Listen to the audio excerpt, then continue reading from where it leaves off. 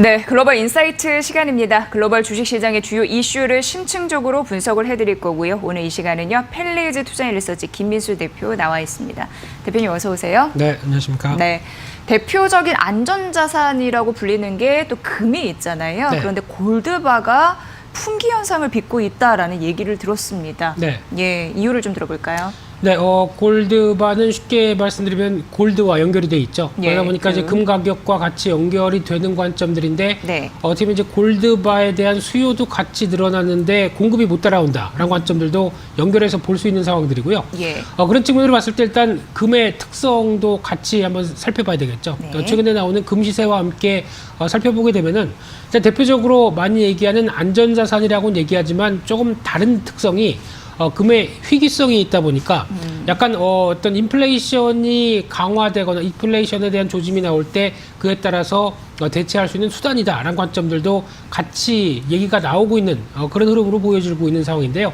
그래서 국제 금 시세 현재 동향을 한번 살펴보게 되면은 일단 지금 국제 금 시세 같은 경우 과거 흐름들과 함께 왔었을 때 일단 이번 사태가 코로나19 사태가 이어지면서 상대적으로 강한 흐름을 보여줬었죠. 그래서 안전자산 선호와 함께 움직였다는 관점들이 높은데 그러다가 고점에서 또 급하게 한번 또 밀렸습니다. 왜 이랬냐면은 아무래도 금을 사는 게 아니라 지금 당장 현금이 없는데 예. 현금에 대한 선호가 더 중요한 게 아니냐 그런 관점에서 금까지도 팔아버렸죠. 그런 상황 쪽에서 금 가격은 또 급하게 급락하다가 그래도 여전히 앞으로에 대한 그 글로벌 유동성이 계속 공급되는 상황 쪽에서 인플레이션에 대한 우려감이 높다라는 관점 쪽에서 다시 한번 또 빠르게 올라오면서 변동성이 상당히 심하지만 그래도 여전히 대표적인 또 자산 쪽에 무게를 네. 두면서 움직이는 흐름이라고 봐야 될 모습들이었고요. 그러다 보니까 지금 이런 부분들 같은 경우는 또 달러와의 흐름들과도 같이 밀접하게 볼 수 있는 상황들입니다. 달러와의 어떤 역의 관계라고 볼 수 있는 상황들인데 특히 달러화가 급하게 강세로 갔었을 때 같은 경우 오히려 금은 약세를 보이다가 예. 또 어떤 대표적인 원자재 가격의 흐름인 만큼 또 달러화가 약세로 가는 흐름들 쪽에서 다시 금 가격은 강세로 가는 흐름이기 때문에 만약에 금 투자를 같이 생각하신다라고 하게 되면 달러와의 추이도 같이 보면서 전반적인 원자재 가격의 동향들도 체크할 필요가 있다고 봐야 될 것 같은데요. 네, 네. 그런 관점 쪽에서 최근엔 골드바 같은 경우가 좀 풍기 현상이다라고 보여지고 있는데 특히 주요 금 재련 업체가 공장이 가동이 중단되다 보니까 골드바를 생산할 수가 없겠죠. 예. 그러다 보니까 이에 따른 타격이 큰데 대표적으로 어떤 위치를 보게 되면은 유럽의 대형 금 재련 업체 같은 경우가 발캄피, 팜프, 아르고르, 헤레우스 같은 지역 쪽에서 많이 생산을 하는데 이쪽이 지금 이탈리아의 국경 근처인 스위스 티치노에 위치하고 있습니다. 그러다 보니까 이쪽 같은 경우 이탈리아와 근접하다 보니까 이탈리아 쪽에서 코로나19가 상당히 만연하는 모습들이 나오다 보니까 이에 따라서 지방정부가 공장 가동 중지 명령을 내렸죠. 그러다 보니까 이에 따른 여파가 그대로 밀려난다고 봐야 될 부분들이고요.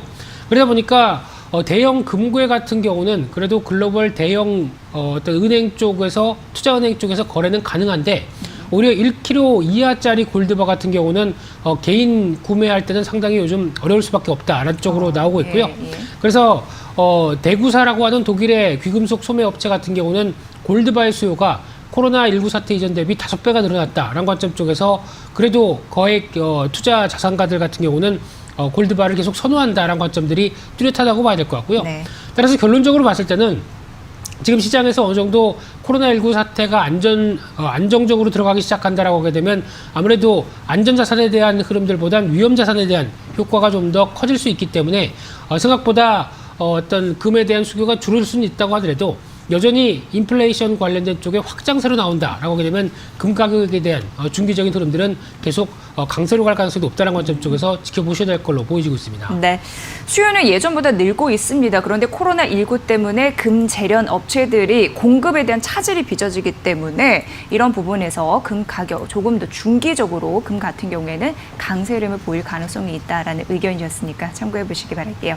자, 두 번째도 코로나19 연장선에서 보셔야 될 것 같습니다. 지금 이런 경제 충격을 우려하는 목소리가 높은데 특히나 이 신용 등급이 떨어지고 있어서 이게 또 문제가 되고 있습니다. 이거 어떻게 봐야 될까요? 위기입니까? 네, 아무래도 지금 글로벌 기업들의 신용 등급도 계속 하락하고 있는 상황들 쪽에서 그러니까요. 예. 아무래도 코로나19 사태와 함께 어떤 경기 위축이 들어오는 흐름들 쪽에서 네. 이 국제 신용평가사는 이제 석유업계, 뭐 항공, 레저, 숙박, 외식 예. 같은 쪽에서 전반적인 기업들의 신용 등급을 강등시키고 있는 예. 그런 상황들인데요.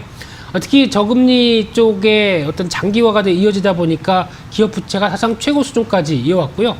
그래서 그런 이 사회에서 신용등급이 강등이 나오다 보니까 오히려 유동성 경색이 좀 심해졌다는 관점 쪽으로 보여지고 있는 상황들인데 그러다 보니까 지금 결론적으로 보게 되면은 S&P 같은 경우는 코로나19 관련돼서 100개 이상의 기업에 대해서 신용등급을 하향하는 모습들까지 나오고 있고요. 대표적으로 최근 글로벌 기업들의 신용등급 하락한 추이를 보게 되면은 생각보다 계속 늘어나고 있는 상황들이죠. 그러다 보니까 여러 가지 부담감이 좀 뚜렷하다라고 보여지고 있는데 대표적으로 피치 같은 경우는 보잉의 신용등급을 2단계 강등하면서 부정적으로 얘기를 했고요.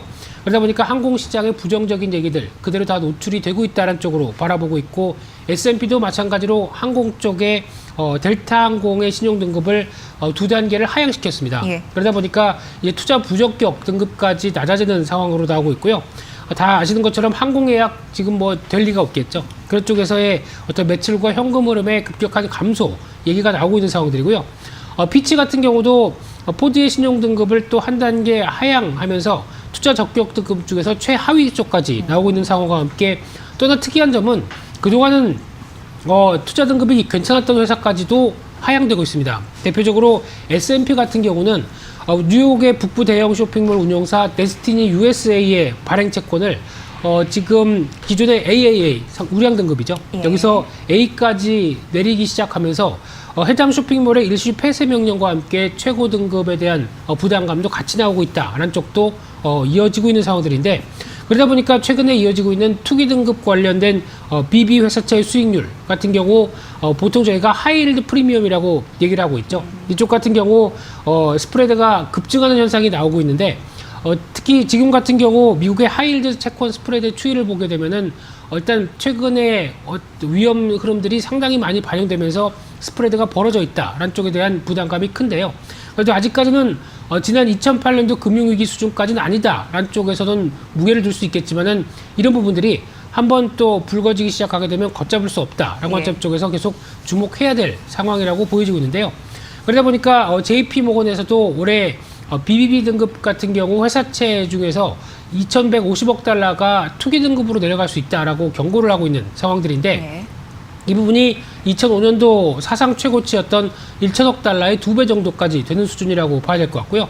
그러다 보니까 작년 말 글로벌 회사채 발행 잔액이 13조 5천억 달러. 그래서 금융위기 전에 한 2배 이상 되고 있는 흐름들까지도 한 번쯤은 좀 체크를 할 필요가 있다라는 쪽으로 계속 얘기가 나오는 부분들이고요. 그래서 글로벌 회사채 발행한 추이를 한번 보시게 되면은 일단 지금 2010년도 이후부터 거의 수직 상승하면서 급증하는 모습들이 어떤 발행 잔액으로는 확인이 되고 있는 상황들인데 그런 쪽으로 봤었을 때 대표적으로 그나마 미국이나 일본 쪽에서는 약간 최근 들어서 좀 정체를 보인다고 하더라도 가파르게 올라온 쪽이 중국이었죠. 그러다 보니까 이런 글로벌 회사채에 대한 부담감들도 지금 코로나19 사태 쪽에서 계속 가중되고 있는 상황이 계속 펼쳐지고 있다. 이렇게 봐야 될 것 같습니다. 네, 글로벌 기업들 신용 등급이 떨어지고 있습니다. 항공, 여객, 숙박, 레저 대부분의 산업에서 이런 흐름들이 나타나고 있다. 취약해지는 경제 전반적인 산업의 모습 점검을 해주셨습니다. 리스크 요소이죠. 이제 글로벌 인사이트 들어봤습니다. 펠리츠 투자인 리서치 김민수 대표의 분석으로 함께하셨습니다. 고맙습니다. 감사합니다.